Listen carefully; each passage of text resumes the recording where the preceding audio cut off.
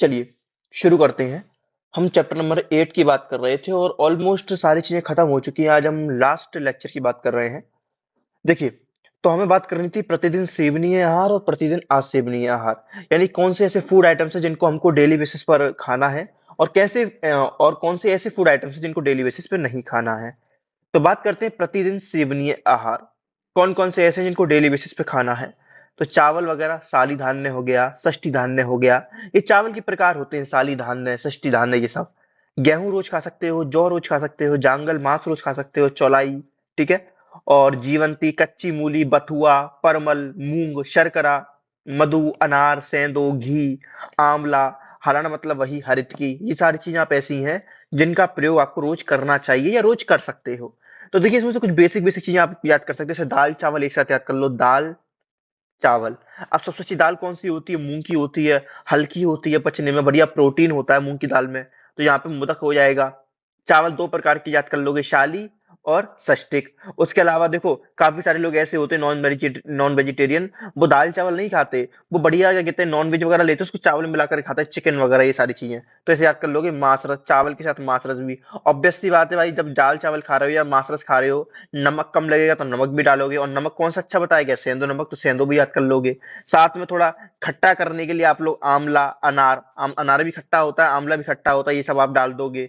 उसके अलावा थोड़ा अगर मिर्च वगैरह लग जाएगी तो आप शर्करा भी मतलब चीनी वगैरह भी खा सकते हो। साथ में पानी पियोगे, वर्षा जल, दूध वगैरह पियोगे। तो इस तरीके से अगर हम एक साथ चार पांच चीजों को याद कर लें, सलाद खाना है तो आपको मूली खाओगे, बथुआ खाओगे, जीवंती खाओगे, हरण ले लोगे साथ में हरित की, कॉन्स्टिपेशन वगैरह हो जाएगा तो हरित की अपना काम कर लेगी। तो अगर आप इस तरीके से याद करोगे ना, तो एंटरटेनमेंट भी बना रहेगा, चीजें भी याद हो जाएंगी। क्या याद करा? दाल चावल हमने साथ में खाया, मांस रस भी ले लिया, नमक कम लगा तो सेंधो नमक मिला दिया, बीच में प्यास लगी तो दूध वगैरह हमने ले लिया, मधु वगैरह ले लिया, खट्टा करने के लिए आंवला ले लिया, अनार ले लिया, और थोड़ा सा सलाद के लिए हमने मूली, बथुआ वगैरह ले लिया, हरण वगैरह ले लिया, कॉन्स्टिपेशन वगैरह के लिए हमने दाल कौन सी ले ली? मूंग की ले ली। मिर्च लग रही थी तो हमने बीच में चीनी शर्करा वगैरह ले ली। सब कुछ हमने याद कर लिया। अब क्या बचा इसमें? इतना इजीली याद कर सकते हो।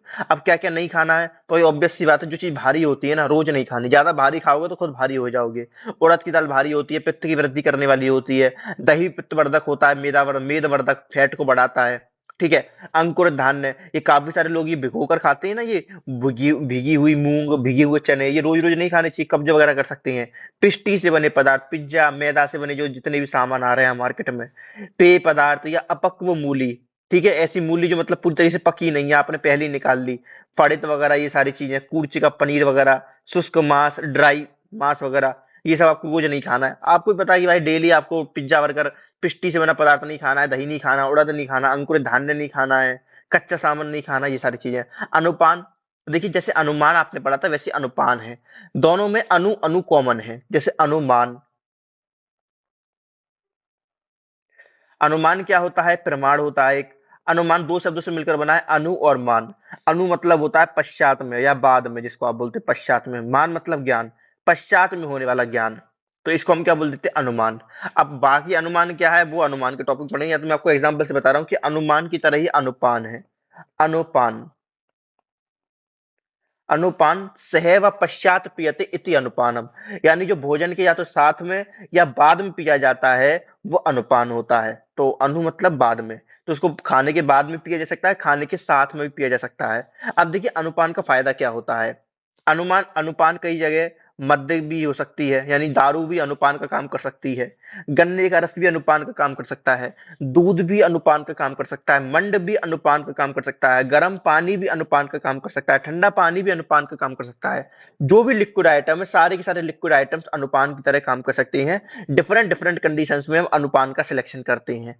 अगर कोई रोगी है, मतलब उसको तकलीफ ज्यादा, दर्द ज्यादा है, तो हम कहेंगे चलो मद्य पी लो, दारू पी लो, सारे दर्द भूल जाओगे। कोई बच्चा है, दूध पिला सकते हैं, गन्ने का रस पिला सकते हैं। कोई नवयुवक है, अपन उसको घृतपान करा सकते हैं, तो वो भी अनुपान का काम करेगा। फॉर एग्जाम्पल, क्या कहते हैं, कोई, क्या कहते हैं, कुछ नहीं मिल रहा आपको, जैसे आपके पास ना घी है, ना गन्ने का रस है, ना मद्य है, तो आप क्या कहते हैं, कुछ नहीं तो गर्म पानी पिला सकते हैं, वो भी अनुपान का काम करेगा। यानी आप समझ पा रहे हैं मेरी बात को? नहीं समझ पा रहे? कोई भी पेय पदार्थ जो भोजन के साथ में या भोजन के बाद में पिया जाता है, और क्यों? क्योंकि जो आप भोजन कर रहे हो उसको अच्छी तरीके से डाइजेस्ट कर सके, और उसके जो गुण है, उसकी जो क्वालिटीज है, उसको पूरी बॉडी में डिस्ट्रीब्यूट कर सके। जैसे कि आपने प्लांट में ट्रांसपोर्टेशन पढ़ रखा है, सारे मिनरल्स वगैरह रूट्स में जाते हैं, फिर वहां से फ्लोएम होते हैं, जाइलम होते हैं, पूरे प्लांट में उसको फैला देते हैं। तो वैसे ही काम करता है हमारा अनुपान। अनुपान भी जाइलम फ्लोएम की तरह काम करता है। जो हमारे रूट्स, मतलब जो हमारा आमाशय है, आमाशय में जो भी भोजन गया उसको पूरे शरीर में पहुंचाना है। सर के बाल से लेकर के पैर के नाखून तक न्यूट्रिशन चाहिए। आप सोच कर देखिए, अगर पैर के अंगूठे में न्यूट्रिशन नहीं पहुंचा तो वो सड़ जाएगा, नेक्रोसिस हो जाएगी, काटना पड़ेगा। यानी आप देख रहे हो, पूरी बॉडी में ऑक्सीजन चाहिए, पूरी बॉडी में न्यूट्रिशन चाहिए, पूरी बॉडी को रिक्वायरमेंट है, पूरी बॉडी तक पहुंचाने के लिए आपको क्या क्या करना पड़ता है। तो वही कह रहे हैं कि जो अनुपान होता है वो द्रव्य के या अन्न के, जो भी आप भोजन ले रहे हो, उसके गुणों को पूरे शरीर में फैलाता है। अब इसकी क्वालिटी क्या होनी चाहिए? तो देखिए, जो भी आप भोजन ले रहे हैं उसके अपोजिट गुण वाला होना चाहिए, उसके अपोजिट गुण वाला। अगर आप जो भोजन ले रहे हो वो उष्ण है तो अनुपान आपका शीतल होना चाहिए। भाई ऐसे तो होना चाहिए, एक ठंडा एक गर्म। जैसे दो दोस्त हैं, दो की दोस्ती चल रही है, एक दोस्त को गुस्सा आ जाए तो दूसरा दोस्त कंट्रोल कर ले, दूसरे को गुस्सा आ जाए तो पहला कंट्रोल कर ले। अब पहले को गुस्सा आ गया, दूसरे ने भी गुस्सा कर लिया, तो दोस्ती टूट जाएगी। भाई यही होता है कि यही तालमेल होता है कि एक शीत एक उष्ण। प्रकृति ने भी कितना साथ दिया, शुक्र को सौम्य बता दिया, और जो आपका आर्तव था उसको आग्नेय बना दिया। अगर दोनों को आग्नेय बना देते या दोनों को सौम्य बना देते तो ये नेचर कैसे चलता? ये नेचर कैसे चलता? ऐसे हस्बैंड वाइफ का है। हस्बैंड थोड़ा क्रोधी होता है, मतलब जो मेल होता है थोड़ा क्रोधी होता है, फीमेल थोड़ी सॉफ्ट होती है।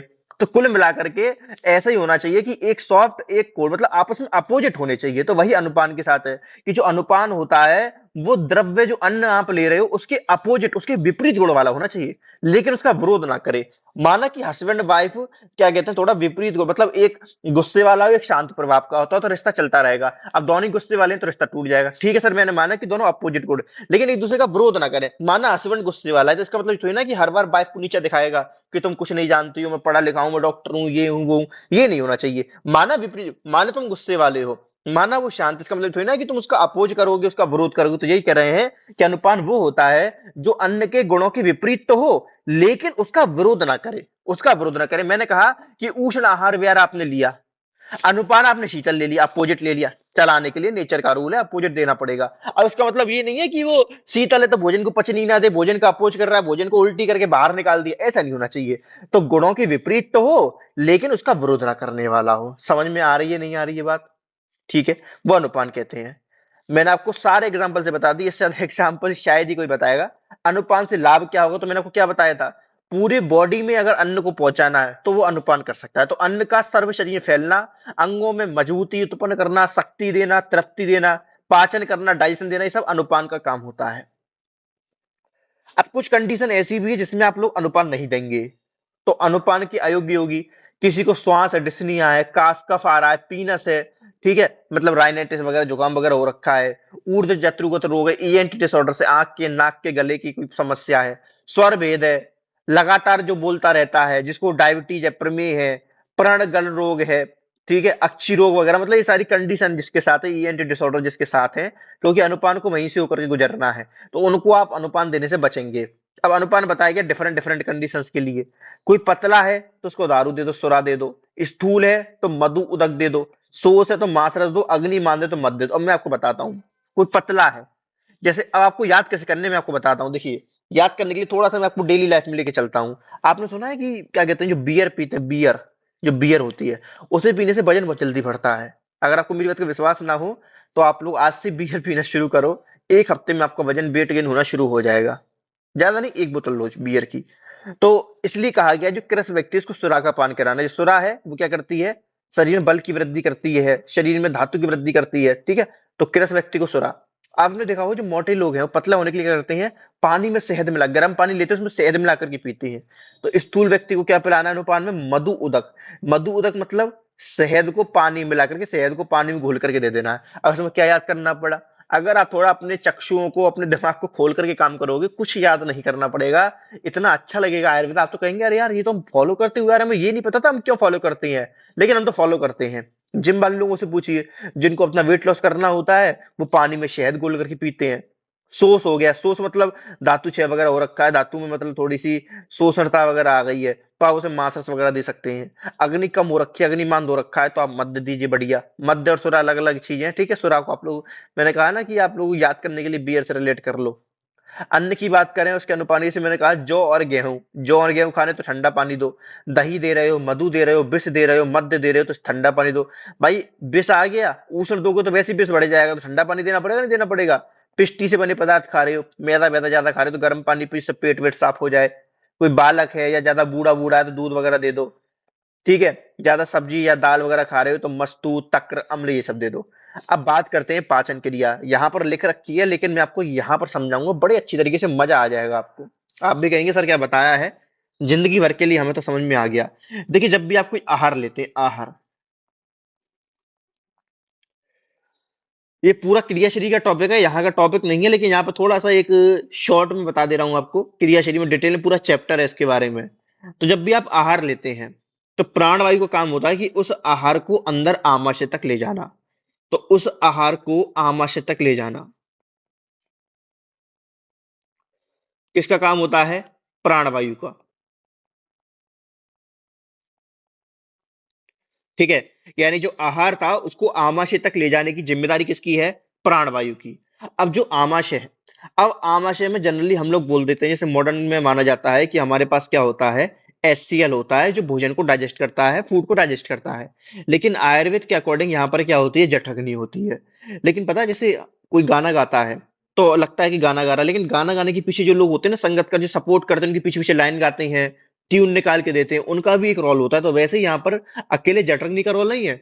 जठरग्नि का सपोर्ट करने के लिए यहाँ पर वात की भी रिक्वायरमेंट होती है, पित्त की भी रिक्वायरमेंट होती है, कफ की भी रिक्वायरमेंट होती है। तो यहाँ पर तीन तीन फैक्टर काम करते हैं। वो तीन तीन फैक्टर कौन से, वो मैं आपको बताता हूँ।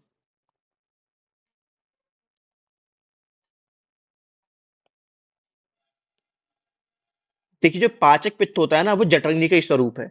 आप जठरग्नि बोल लो या पाचक पित्त बोल लो, तो मैंने बोला सबसे पहले पाचक पित्त, जो जठरग्नि का ही रोल प्ले करेगा। उसके अलावा मैंने कहा था ना वायु भी काम करती है, तो समान वायु यहाँ पर काम करती है। मैंने कहा था ना कफ भी काम करता है, तो क्लेदक कफ यहाँ पर काम करता है। देखिए कफ भी पांच प्रकार का होता है, वात भी पांच प्रकार का होता है, पित्त भी पांच प्रकार का होता है। पांचों के पांच पांच प्रकार पता होना चाहिए, प्राण, उदान, समान, व्यान, अपान। ठीक है। ऐसे आपको कफ के पांच प्रकार याद होने चाहिए, पित्त के पांच प्रकार याद होने चाहिए। बहुत डिटेल में चला जाएगा, इसलिए मैं भी आपको जब पांच प्रकार बताऊंगा फिर रुका नहीं जाएगा, उनके स्थान बताऊंगा, नाम बताऊंगा, कि टॉपिक कहाँ का कहाँ निकल जाएगा। इसलिए आज आपके लिए होमवर्क है कि वात के पांच नाम, उनके काम, और कफ के उनके नाम और काम, पित्त के नाम और काम, ये आपको घर से याद करने हैं। ठीक है। तो पाचक पित्त, समान वायु, क्लेदक कफ, ये मैंने तीनों के बारे में आपको बताया भी, तीन तीनों क्या क्या करते हैं। तो जो पाचक पित्त होता है ये तो पाचन का काम करता है। तो ये तो क्या करता है, पाचन कर्म करता है, या पाचन लिख दो सिंपल, पाचन कर्म। समान वायु क्या करती है? तो समान वायु अग्नि का संदुक्षण करती है। संदुक्षण मतलब होता है उसको स्टिमुलेट करती है, उसको बढ़ाती है। आपने चाय वालों के पास देखा होगा, उनकी जो चिमनी होती है उसमें छोटा सा पंखा लगा रहता है, तो उस पंखे की आवाज से क्या होती है, जो अग्नि बढ़ती है। आप देखते होंगे अगर आपको अग्नि को बढ़ा, थोड़ी सी फूंक मार देते हैं ना, जैसे हवा चलती है जंगल में, एक पेड़ में आग लगी, तो हवा से क्या होता है, जो आग होती है फैल जाती है। तो वही काम करती है समान वायु, उस अग्नि को बढ़ाने का काम करती है, उसको स्टिमुलेट करने का काम करती है। तो अग्नि का संदुक्षण, संदुक्षण का मतलब ये होता है स्टिमुलेट करना, कुछ नया नहीं है। अग्नि का संदुक्षण। क्लेदक क्या करता है? देखिए कफ है, कफ का काम क्या होता है, मुलायम करना, क्योंकि लिक्विड का स्वरूप है, पानी का स्वरूप है। तो क्लेदन करता है, क्लेदन मतलब भोजन को गीला करना। अब भोजन गीला हो जाएगा तो इजीली पच जाएगा। भाई हार्ड चीज नहीं पचेगी। अब ये सब करते करते जो भोजन है कहाँ चला जाता है, आपकी गिरहड़ी में, आपकी इंटेस्टाइन में पहुंच जाता है वो।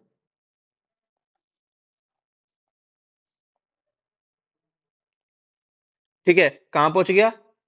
आपकी गिरहड़ी में पहुंच गया। ठीक है। फिर गिरहड़ी में वही जठरग्नि अपना काम कर रही है, कर रही है, कर रही है, भोजन का डिवीजन हो जाता है।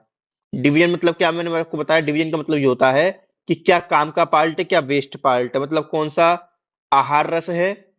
जैसे आहार रस बना, फिर आहार रस के दो भाग होते हैं, एक प्रसाद भाग और एक मल भाग। ठीक है। आहार का डिवीजन हो जाता है, एक हो जाता है सार भाग, जिसको प्रसाद भाग भी बोलते हैं,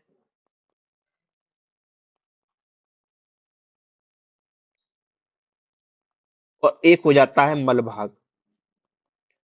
जो सार भाग होता है, प्रसाद भाग होता है, इससे धातु का निर्माण होता है। क्या होता है इससे?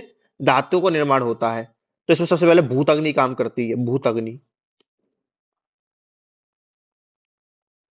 देखिए 13 प्रकार की अग्नि होती है, एक जठराग्नि, 5 भूताग्नि, 7 धातु अग्नि। तो 7 और 5 12 और 1 13, 5 भूताग्नि, क्योंकि महाभूत 5 होते हैं ना, इसलिए 5 भूताग्नि। धातु 7 होती है, इसलिए 7 होती है धातु अग्नि।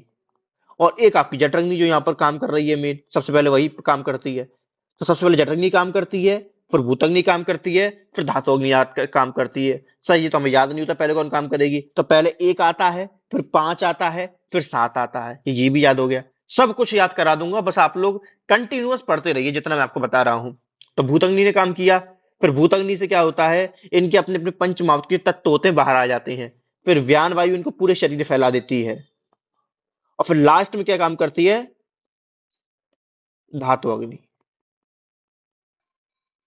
ठीक है, धातु अग्नि 7 होती हैं, उनके नाम लिखने की आवश्यकता नहीं है। ठीक है, वो क्रिया काम है। तो इसी के साथ हमने ये पूरी साइकिल पढ़ ली है, कुछ नहीं बचा है इसमें। ठीक है, तो आज के लिए इतना ही। बाकी कोई दिक्कत हो तो कॉन्टेक्ट मैंने आपको दे ही रखा है। मेन है बीइंग डॉक्टर ऐप, आप लोग डिस्क्रिप्शन से डाउनलोड करें। वहां पर आपको सारा कंटेंट अच्छी तरीके से डिजिटल कंटेंट आपको अवेलेबल हो जाएगा। क्वेरी के लिए आप मुझे कॉल या व्हाट्सएप इसी नंबर पर कर सकते हैं, 8449504077। उम्मीद है मजा आ रहा होगा। ये हमारा इस चैप्टर का लास्ट लेक्चर था, तो आप मुझे चैट सेक्शन में बताएं कि अगला आपको क्या कंटेंट चाहिए, लेक्चर्स कैसे लग रहे हैं, मजा आ रहा है नहीं आ रहा, चीजें समझ में आ रही है नहीं आ रही। मुझे अच्छा लगेगा, आप लोग शेयर करेंगे अपना फीडबैक। आज के लिए इतना ही, मिलते हैं नेक्स्ट लेक्चर में। टेक केयर, पढ़ते रहिए, मस्त रहिए, स्वस्थ रहिए और व्यस्त रहिए।